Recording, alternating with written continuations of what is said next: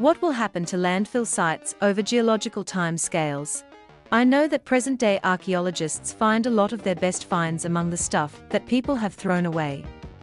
But what will our sites be like in 1 million, 10 million, or 1 billion years? Will there be fossils of bottles and cans? Will bricks and concrete still be around?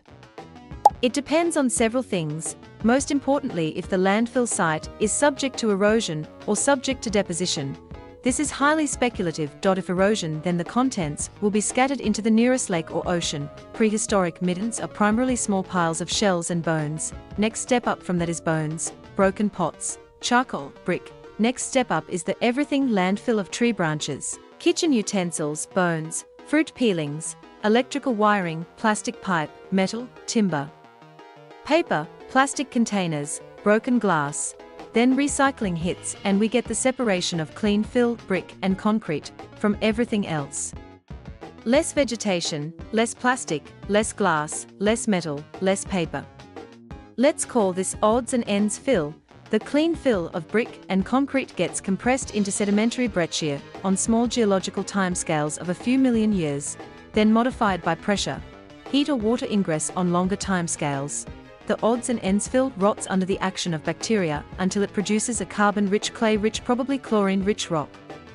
A very poor sort of coal, that everything fill again rots, but not as much. It would produce an everything rock with glass, metal, plastic, carbon all jumbled together and crushed in a few million years. Yes, fossils of crushed cans and glass shards. Over longer time periods modified by pressure, heat or water ingress. So if it doesn't erode away, it starts off sedimentary for perhaps 10 million years, then transitions to metamorphic over a period of say 100 million years, then gets totally destroyed leaving no trace over a period of say 1 billion years. Pre-1970 and Clean Air Act, most landfills were burned off to manage smelly organic materials and reduce volume. Now landfills are sealed with plastic liners and soil covers, and are built like pyramids with a max slope.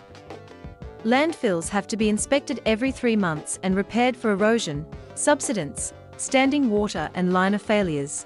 After man and with time, maintenance will end and the vegetative layer may die off.